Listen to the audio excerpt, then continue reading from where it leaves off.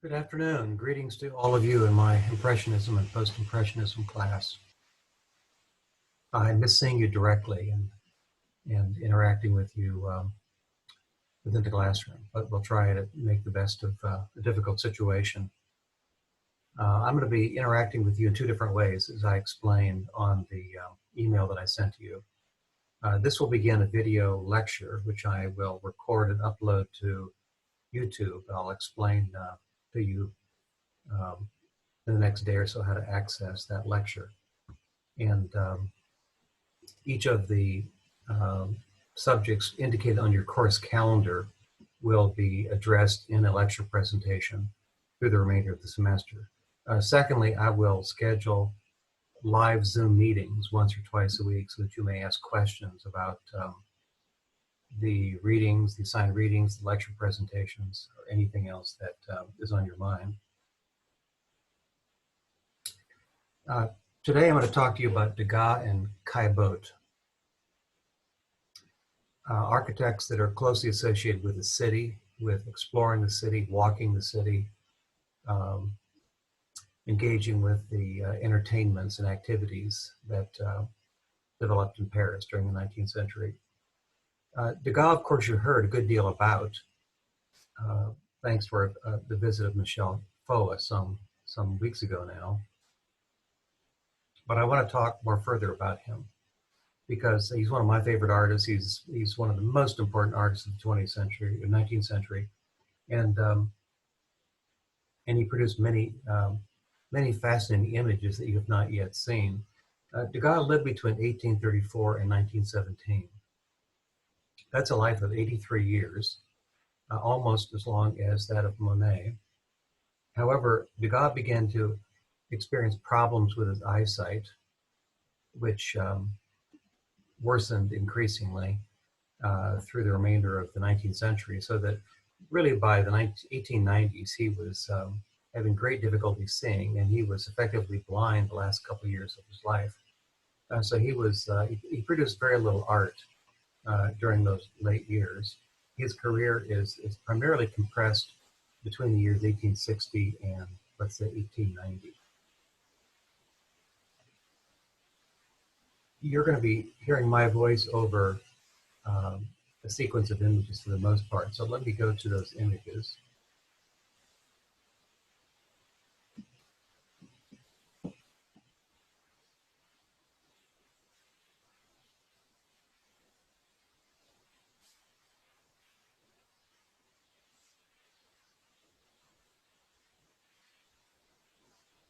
And I'm in trouble bringing up the images as usual, but they are coming. All right, this of course is the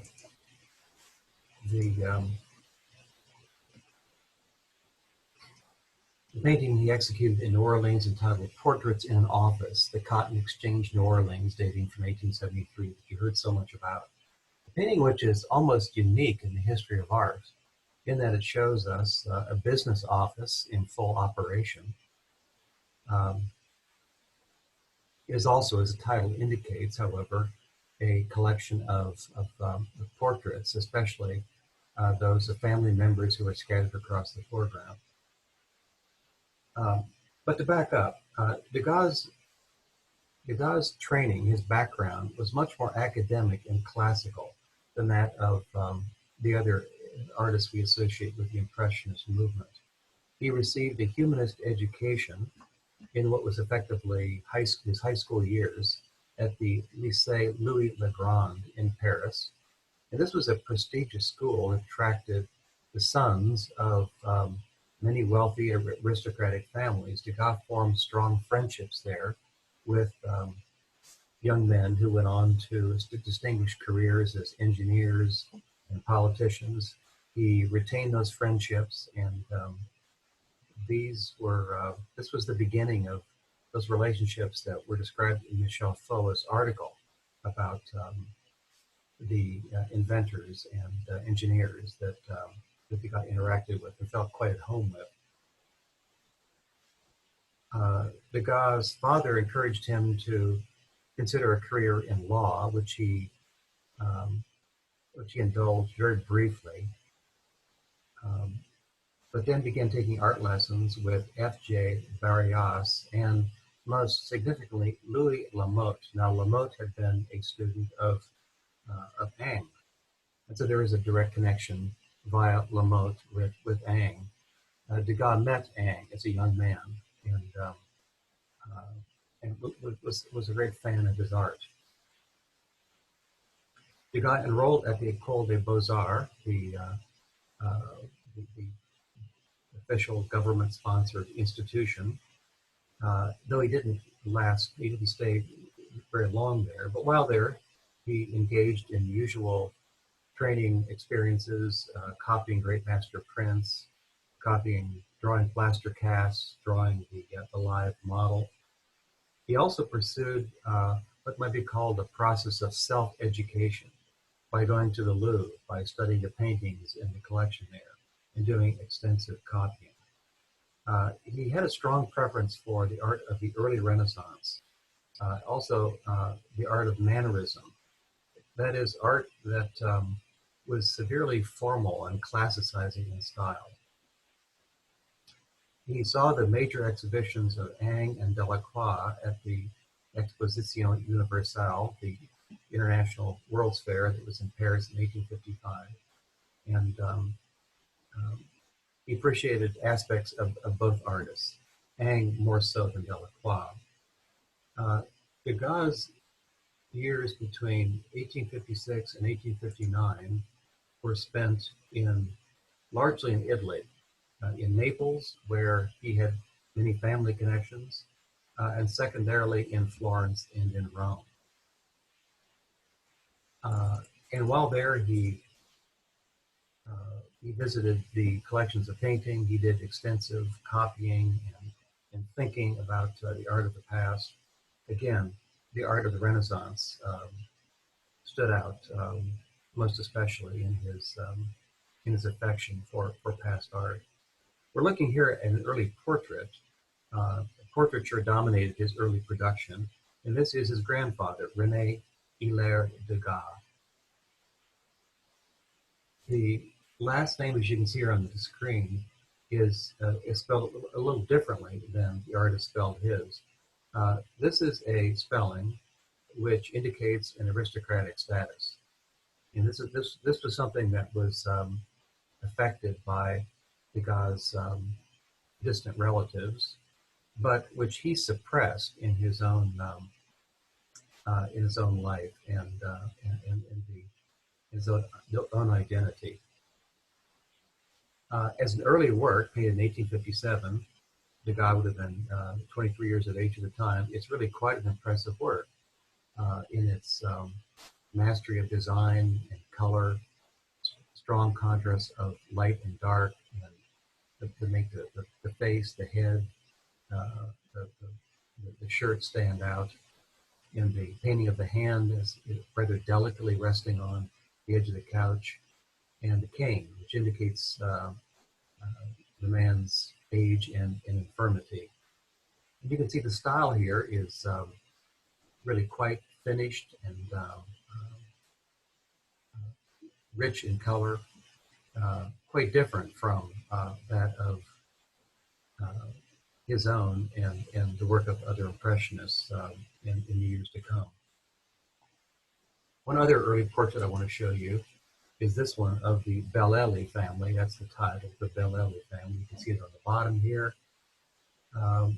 The woman depicted was Degas' aunt, and her husband, the Baron Bellelli, was a journalist and politician of a liberal persuasion. He was exiled from Naples, and so living in Florence, where Degas visited him and did numerous studies of the members of the family, and then drew those studies together in creating this portrait.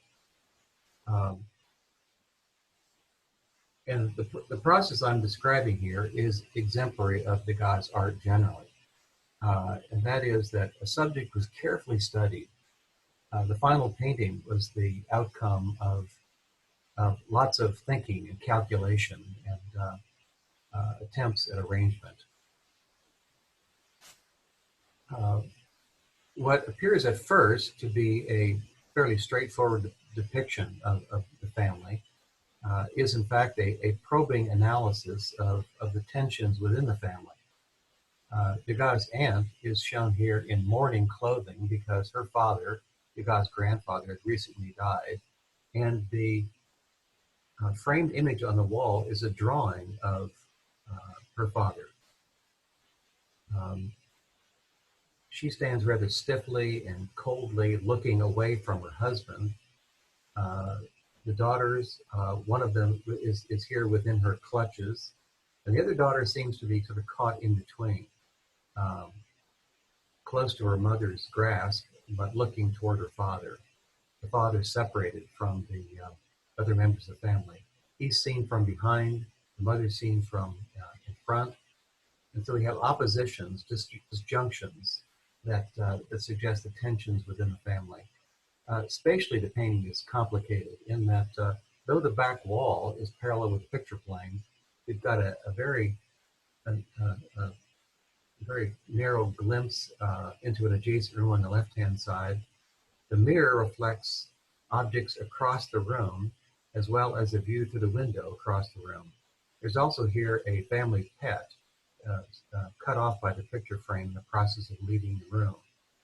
The painting is also filled with patterns, the pattern of the carpet, the wallpaper pattern, so that it is decoratively rich, spatially complicated, and probing in its psychological analysis of the relationship between the family members here. The work, I think, reveals to us that Degas is an artist, even at a young age, an artist of subtlety and complexity. Returning to Paris, he sought to establish himself as an exhibitor at the Salon, and he undertook over a period of a few years 4 major projects. And I'm showing you just one of them. The work here on the screen is entitled The Suffering of the City of Orléans, Scene of War in the Middle Ages. And you might see this painting alternatively titled just Scene of War in the Middle Ages. It dates from 1865, and it's a fairly large work, 85 by 147 centimeters. That's a strange work in subject matter, because what we see here are a number of people on horseback, clothed and well-dressed. These would seem to be feudal lords, members of the aristocratic class, and they are wantonly killing, peasants, presumably, but their victims are shown, oddly, as young, nude women.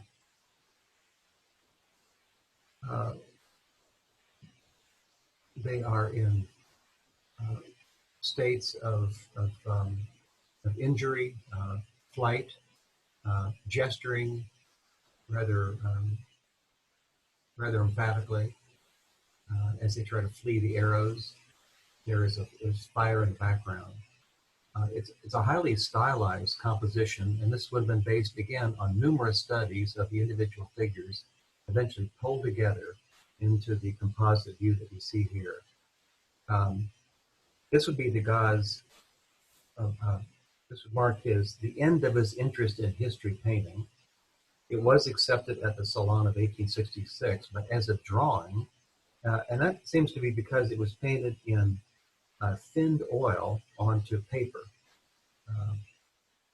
It shows, as the previous work that I talked about did, Degas' originality, and as well as his interest in the nude figure, which we're going to see come up again and again. A work from about the same time as this one, entitled Women with Chrysanthemums. I think I showed you this work in class some weeks ago. It dates from 1865, also painted in diluted oil on paper, and a work which subverts the conventional genre distinctions and also genre hierarchy with the human figure. This is thought to be Madame Valpinçon, that is the wife of one of Degas' lycée classmates. She's represented in a clearly identifiable way. This seems to be a portrait image of a specific person. And yet she's shown here with an unflattering pose, her mouth partially covered by her hand, and she's looking out of the frame. She's really marginalized in the work, um, and the primary focus of the work is this luxuriant still life bouquet, which fills quite abundantly the whole center of the painting. So the still life, which would be traditionally seen as a lower category of subject matter, is here given prominence, and the human figure is diminished in importance. These appear to be gloves here, suggesting that she is either coming or going.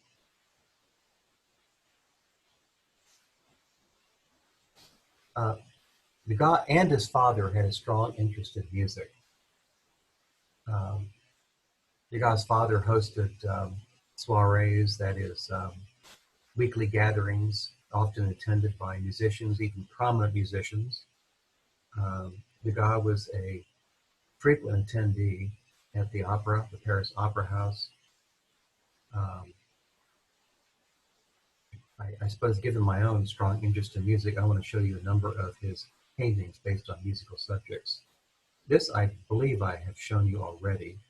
It depicts Lorenzo Pagans and Auguste Degas. Lorenzo Pagans was a successful and prominent tenor in the opera house from Spain, and he would perform in private gatherings on occasion at the Manet House, here at the Degas House. And Degas' father is the distant figure. The work was painted in 1869. This is, to me, a very effective and moving portrayal of performer and listener juxtaposed. Notice that because they're both wearing black suits, their bodies overlap. A kind of formal analogy to the bond that they share through the music. Pagan's hands are active, engaged in the making of music.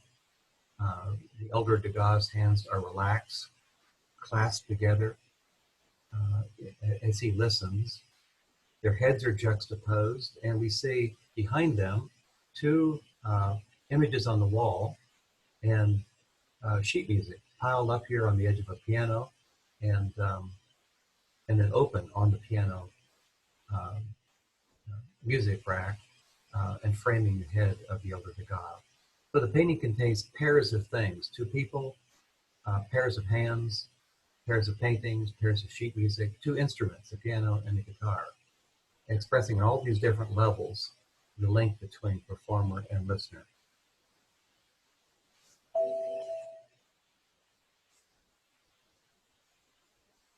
We're seeing here Mademoiselle Marie Dihot, but she was also a very capable and successful professional musician. She was the sister of a bassoonist in the opera orchestra, and she herself was known as a singer and a pianist. This work was painted in 1869 to 72, sometime during that span of time. It is a portrait, and it shows her facial features up close, quite specifically, and yet she is shown in a novel way, as if engaged in the playing of music and interrupted at this moment, turning to look at us somewhat impatiently and seemingly anxious to return her attention to the music, seen in visual form on the rack behind her. Here, in a more conventional depiction, on the screen is Madame Camus, painted in 1869. She was also a capable pianist. We see her opposing for us, looking at us in a more conventional manner of portrayal, in a full-length portrait. The juxtaposition of her face with the porcelain figurines on the piano is sort of telling. She seems to be a delicate, rather small framed character, much like the figurines. The music on the piano, you can see, contains lots of black notes, and this indicates her ability as a pianist. The pile of music on the table beside her also indicates her skill, her seriousness as a musician. And then one other work I want to show you is this one uh, of Louis Marie Pillet. We bring up the title here. It's somewhat abbreviated. Louis Marie Pillet, the violoncellist in the orchestra of the opera, a painting with dates from 1868 to 69. Pillet, we see here at work, engaged again. Um, and we might imagine that he is studying music, perhaps arranging, perhaps composing, but music is spread on the table in front of him. His instrument is by his side, that is a cello, and the bow with which he plays it lying on the table. Um, Degas has very strategically placed the open cello case on the right-hand side of the image, and it's open so that it creates this really engaging multi-angle silhouette through which we see the background. Now, at this moment, PA is not looking at the viewer, but out the window. So something has captured his attention, and he's distracted. He stops his engagement with the music and turns to ponder what lies within his gaze. You'll notice on the back wall there is a print, and this is an image. So it's an image within the image, an image of a print within the painting. It's one that was of a type that was common at the time, that would show a group of artists, a group of musicians, perhaps a group of writers, of like-minded persons gathered together in a portrait-like presentation.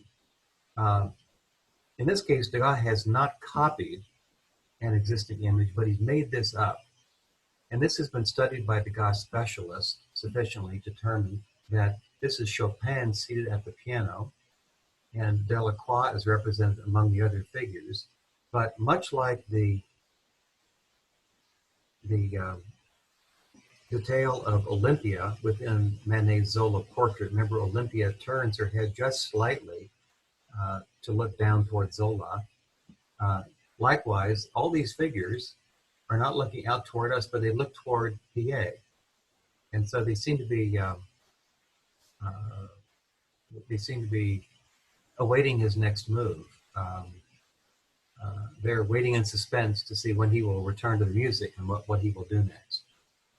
So it's a clever detail that again indicates the subtlety and the kind of calculated planning that goes into almost all of Degas' paintings.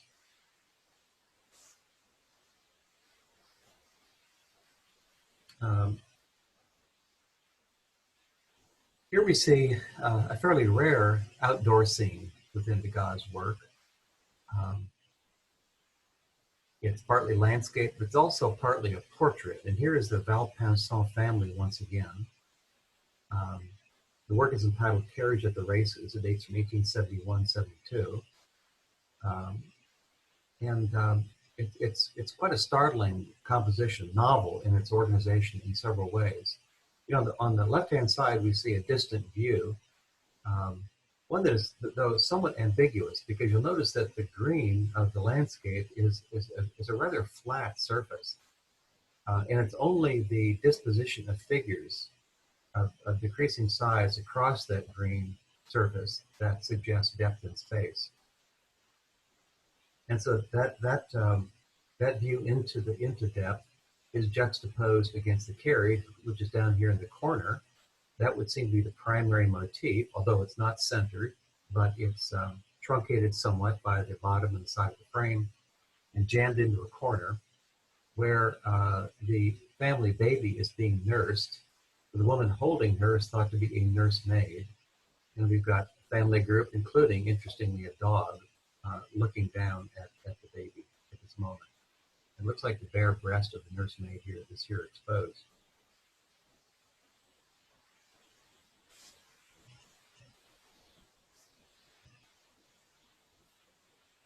We're looking here at a Degas painting that no longer exists. It's thought that it was lost in Berlin during World War II, but it's so interesting. It's so unusual in composition. I wanted to include it. It's called Place de la Concorde and dates from 1876. The title refers to, of course, the great square in Paris, in which there is today an obelisk located, an obelisk that replaces the guillotine that was there at the time of the French Revolution. This is a radically original composition in its empty center and seemingly casual, uncomposed character with a friend of Degas over here on the right-hand side. His name was Comte Lepic, and he seems to be out for a walk with his two daughters and dog. But notice that they're looking in different directions. They seem only partly connected to one another. And then we've got a second adult male figure cut off by the frame and overlapping with a carriage here on the right-hand side. So it's a painting that's made up of contrary motions, suggesting separation and disunity, suggesting a casual view, something that was seen quickly, seen on the fly. And yet, in fact, this would have been carefully composed in the studio to convey that casual view. This is a rare painting in Degas' work of Parisian street life.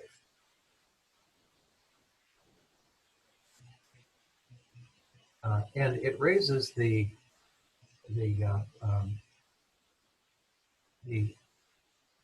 notion of Japanism, the influence of Japanese art on artists like Degas. This influence, as some of you have heard before in survey, it's worth reviewing. It really begins in the early 1850s when Admiral Perry, the American sea captain, sails into Tokyo Harbor and forces the Japanese to open up to the wider world. Japanese objects then began to be exported and to go to places like Paris. Over time, by the 1860s, something of a fad had developed for collecting these objects, and eventually they're available in department stores quite commonly. Van Gogh would later collect Japanese prints. We've already seen that Whistler, I remind you, Monet as well, Manet, they were interested in Japanese prints, and the very different ways of representing their subjects that the prints contain. So here's one example where Mount Fujiyama is a landscape subject is greatly flattened into a essentially two-dimensional shape, as is the sky. Western artists also saw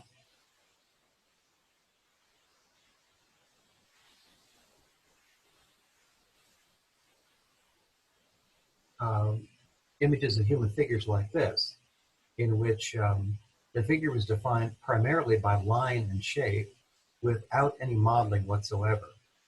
And, for centuries, modeling had been a traditional practice of Western art and a means by which the three-dimensionality of the figure was represented. Notice the face. It's detailed only with a few features, the eyes, the nose, the mouth, and the nose is indicated with a single line. In between these lines, then, you either have a pattern, as you can see here, or you've got an unmodulated, ungradiated color, as we see in the face, the hands, and in the background. And one more example here. Here we see a city scene. You'll notice that the ground appears to be a flat surface, and it's only the arrangement of figures diagonally across it that suggests some depth in space. And those figures are also represented with outlines and their forms filled in with solid color, without modeling, without gradation. So when we look at a Degas like this, we see something really quite similar. Most of the painting is filled with the ground. There's not so much gradation here, but, well, we can call it gradation, but it's a result of the painterly technique used by the artist. And just the one line on a diagonal that that gives just a bit of a sense of linear perspective to the image. Well, as do the buildings in the background, but they're reduced to a small corner of the image. I want to show you one other city view, and this is entitled Women in a Cafe, Boulevard Montmartre, 1877, and the medium used here is pastel on monotype. I'll come back and talk about Degas' technical innovations in a few minutes. The women gathered together here are thought to be prostitutes, and the painting has been interpreted such that the woman here with her thumb between her teeth is giving a signal to the male figure who's just walked by. We see about half of his silhouette in the background. So the painting suggests that some kind of liaison, some kind of meeting has been arranged, signals have been passed, and they will meet up at some location sometime in the very near future. I want to point out here the novelty of the composition. It's really structured around these architectural supports, and they create a rhythm of open spaces of varying size, and they organize the figures within. And the guy goes so far as to cut figures, to truncate figures at the edges of the frame, but most radically to cut the figure here near the center into pieces. And we see half of her on one side of the support and the other half on the other. These are techniques that might have been suggested by Japanese prints, but you know, we've really already seen in Degas' earlier work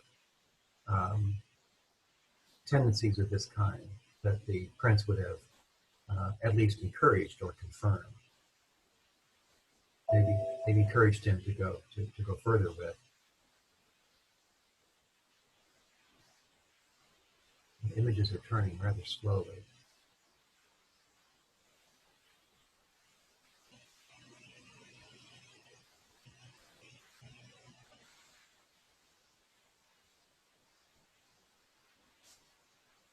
All right, let's try another way of moving forward.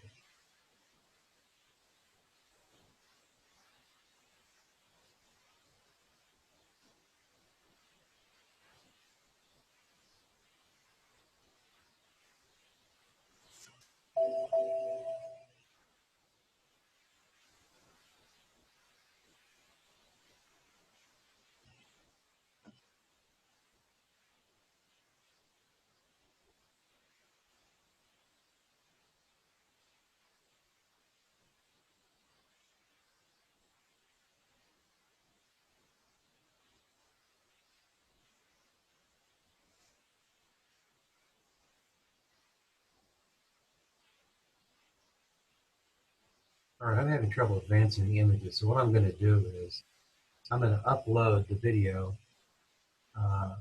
as far as I have gone, rather than doing this all over again.